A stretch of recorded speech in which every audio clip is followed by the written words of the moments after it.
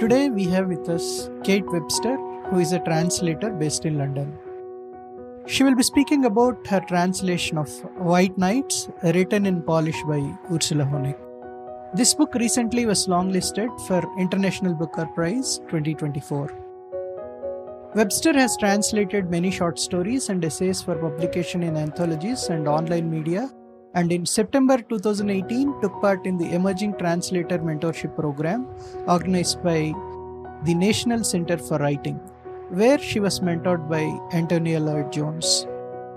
In 2022, she published her first book-length translation, The Map, by Barbara Sadurska, for which she was shortlisted for the Oxford-Weidenfeld Prize 2023. You can buy White Nights using the link given in the show notes. Welcome, Kate, to Harshaniyam, and to begin with, congratulations for getting longlisted in International Booker 2024 for your White Nights. Congratulations. Thank you very much. Thank you for having me. You were teaching in Poland and now you're translating from Polish to English. What is the journey been like? Well, I actually had a couple of very brief different careers before I started translating. So initially I studied linguistics in Manchester in the north of England. And then right after my degree, I started working as a research assistant at the university in the psychology department. I worked for a few years on two different projects, both looking at different aspects of language. So the first project was about hand gestures and how we communicate using body language. And then the second project was about evaluating speech and language therapy for people with communication difficulties following a stroke. So both very, very interesting projects, both kind of broadly related to communication and language. But when those projects came to an end, I thought that was the time to finally follow a dream that I'd had since I was very young, a passion, which was for languages, learning languages. I'd always wanted to learn languages. I studied every language I possibly could at school, which unfortunately was very limited because in the UK, learning foreign languages is not really valued. It wasn't when I was at school and it still isn't. It's not deemed very important. But still, I was able to take some classes in French and Italian for a couple of years and Welsh because I lived in Wales when I went to secondary school. And then at university, I'd studied a little bit of Hebrew and Arabic. But still, I was really yearning to learn a new language, and I really wanted to go and live in the country where that language was spoken. And so when my research jobs came to an end, I thought this is the good time to go for it. And a friend suggested Polish might be a useful language to learn because Poland had joined the EU recently, a few years before, and there were lots of Poles coming to the UK at that time. And I thought, why not? I'd never been to Poland before, but I remember tuning into a Polish radio station and being quite dazzled and intrigued by all the sounds of the language. I thought it was very exciting. So I thought I would take an evening class to learn some basics in Polish, and I applied for jobs to teach English as a foreign language. And then I ended up living in Szczecin, which is a city in the North Poland, quite near the German border. A very beautiful city, quite industrial, but very green also. It's got the beautiful Oder River running through it. I lived there for a year. I absolutely loved it. And I was developing my language skills mainly by talking to people. And then I ended up moving to Warsaw, the capital of Poland. I lived there for a couple of years, still teaching English. And around that time when I moved to Warsaw, I began picking up some translation work. So that was initially for friends and colleagues. And then also I was working with some translation agencies. And I really, really enjoyed the work. I found it very interesting. And I found that I was able to continue that work. I moved back to the UK in 2013 to do a master's degree in London. And I carried on doing some translation work part-time. My master's degree finished and I was able to take my translation work full-time. And I was doing really a mix of different work. So I was doing a lot of commercial work, kind of company websites, legal documents, as well as a bit of creative translation. And at the same time, I started to become aware that there were some great Polish books being translated into English. And I thought that kind of translation sounded wonderful, but I had no idea how to get into that field. And I think it was when I came across a book called Swallowing Mercury by Violetta Gregg, which was translated into English by Eliza Marciniak. It was also longlisted for the Man Booker International Prize in 2017. So when I found that book, that's when I realised there was a group of Polish to English literary translators centred around Antonia Lloyd-Jones. And I thought she is the person to know if you want to get into this field in these languages. Then I found out about the Emerging Translator Mentorship Programme, organised by the National Centre for Writing in Norwich. And I applied the following year, and I was thrilled to be awarded that place in the autumn of 2018. So I spent 6 months being mentored by Antonia directly. And she helped me massively with honing my translation skills. We worked on translations from a wide range of genres. And perhaps most importantly, she introduced me to a lot of important people in the world of Polish publishing. And I still work with some of them today. So during the mentorship, Antonia and I actually co-translated a graphic novel, which is called I, Nina by Daniel Chmielewski, very loosely based on one of Olga Tokarczuk's book, Anna in the Catacombs. The graphic novel is yet to be published, but that experience gave me the confidence to seek out other books that I was interested in, including graphic novels, which I really love. I'm actually currently working on pitching a graphic novel. It's a memoir, a graphic memoir called Totally Not Nostalgia. It's written by Wanda Hagdorn, and I'm hopeful it will find a publisher in the English-speaking world. It's a great story about the author's upbringing in communist Poland. It's set partly in Szczecin, where I used to live, so that's partly why I was drawn to it. Sort of centering around her family life, a very claustrophobic atmosphere, and the political upheaval that's going on at the same time. So yes, since that mentorship programme, I've continued exploring different genres of Polish literature, working on sample translations whenever I can, and trying to find the books that really grab me and that I think could interest publishers and readers in the English-speaking world. Then in 2020, I was fortunate enough to get a contract, be offered a contract by a new publishing house called Terra Librorum to translate a wonderful book called The Map, Mapę in Polish, by Barbara Sadurska, which is another collection of interconnected short stories, in some ways similar to White Nights. Yes, that book was published and it was actually shortlisted for the Oxford-Weidenfeld Prize last year, 2023. And then in the meantime, I'd continued working on sample translations for Polish publishers and the Polish Book Institute, some of which were included in their catalogues, their foreign rights catalogues. And I'd actually done a short sample of White Nights by Urszula Honek while I was on maternity leave in 2022. And I hadn't thought very much about it. I wasn't really working. I was just doing the odd job here and there. But I remembered very much liking the style of the writing.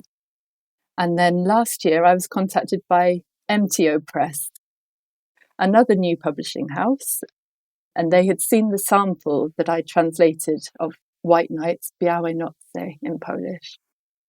and they were in the process of acquiring the rights. They very much liked the book, and they asked whether I would like to translate the book, which they hoped would be their very first book that they were going to publish. And indeed, it was their first book. So I absolutely jumped at the chance. I very much liked the book, and the translation process was relatively quick. I didn't have a lot of other work on at the same time, so I was really focusing on that book, and I got the first draft done within a few months. It was then edited by my fantastic colleague Sean Bai, another wonderful translator of Polish to English and an editor as well. And off it went for printing, and we had a small book launch. Urszula, the author, came over to the UK from Poland, and we had some Q&A meetings, some reading events in London, Oxford, and Glasgow. Very low key. And then the next thing we knew, it had been longlisted for the International Booker Prize. I think we were all quite stunned, and we still are. This is quite interesting, first publication by the publisher. Yes. And even, I guess, Urszula Honek, I think this is her first novel, right? She was into poetry, I guess. Well, yes, as you said, she's until recently, she's been very well known for her poetry in Poland. She's had 3 poetry collections published, and they've won a number of awards. And then, yes, White Nights, Białe Noce in Polish. It was published in Poland in 2022. And yes, it's her prose debut. And it also won several awards and nominations in Poland. Urszula herself, she was born in and lived in a small village in the southeast of Poland, which happens to be in the area where the book is set. And she lives partly in Kraków, second most important city in Poland. It's the old historical capital of Poland. It's sort of in the southeast of Poland. She spends part of her time there, and then part of her time in the village where her grandmother lived, about 80 miles to the southeast of the city. She likes to go there to get away from the buzz of the city and to focus on her writing. And yes, she has a 4th collection of poetry also coming out later this year in Poland. This book, White Nights, these are short stories about villagers from a particular village, right? Please introduce us to White Nights. Yes, exactly. So it's a series of 13 interconnected short stories set in a village, yes, called Binorowa, in the mountainous region in southeastern Poland called the Low Beskids, which is a notoriously wild place, very sparsely populated, very rural, beautiful but brutal in some ways. And in a way, that description of the landscape could also be applied to the atmosphere of the stories in the book.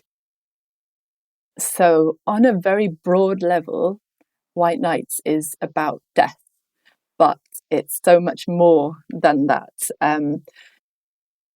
It's a very sensitive book, and it tells the story of various members of the community, this very rural community, quite cut off, isolated. And it tells their stories over several years. And then each short story, or some people actually think of them as chapters of one coherent story. Each part has a different narrator. Some are told in first person, some in third person. And each of the characters has a distinct story to tell, although there are many themes that repeat throughout the book. For example, the desire to get away from the village, but then also somehow being drawn back to where you come from, or people's struggles with loneliness, or bereavement, or mental health issues. these are some of the themes that come up time and time again. And some of the characters also crop up multiple times. We meet them again later throughout the book, some as children, some and again as adults. And they have all faced some level of hardship, and death is ever present. Some of the characters die, or their loved ones die. But despite those themes that I mentioned, it's not a bleak book, although it may sound like it is. It speaks about the small things and the big things in life, the things that we all deal with that connect us, the inevitability of death, but also the things that are worth living for. Can you see the poet Honek in this short story collection too? Yes, absolutely. Yes, very much so. Yes, the language. So the language is quite economical and it's very rhythmic. There's a real sense of rhythm running through it, which is very noticeable if you hear the author speaking, reading out loud from the book. And I believe there are some videos online where you can see her reading parts of the book in Polish. She also uses some very playful rhymes and songs in some parts of the book. For example, so there's a story called Maria, where the titular character, Maria herself, is reflecting on her wedding day. And there's this quite striking clash between there's a lot of kind of jolly folk songs throughout the story, but that really clashes with her description of the actual events, the wedding that was going on and what happened afterwards, which turns out to be a very mournful event in her life, of her leaving her family behind, going off into the unknown, and actually the beginning of a mental breakdown. So yes, that's an example of how the author really uses some kind of her poetic sensitivities to a real effect. So, which part of the book you spent most time translating? Well, there's a story called Anielka about halfway through the book, which, interestingly, it was actually the first story that Urszula wrote. She told me. But yes, it comes about halfway through. The language is fiendishly difficult and it's also full of symbolism. So it's another layer to the difficulty. It's told from the perspective of a child. So it's rambling, it's looping around. It's very sort of hard to follow and to catch what's exactly going on. And different thoughts merge and overlap. It took me a while to get a sense of what was really happening and to find the voice of this young girl who narrates it, and try to recreate that accurately in English. So the narrator, Anielka, is talking about what goes on in her home day to day, about her family, her neighbours. And she uses some words and phrases that she's clearly overheard the grown-ups around her saying, but she doesn't understand herself. And as the story goes on, certain things become horrifyingly clear. So, for example, she talks about her grandfather, who she describes as chasing after Germans with pitchforks, supposedly during the Second World War, and who their neighbours said was a good man. But then she mentions him catching bow-legged children and going out with matches to the barn.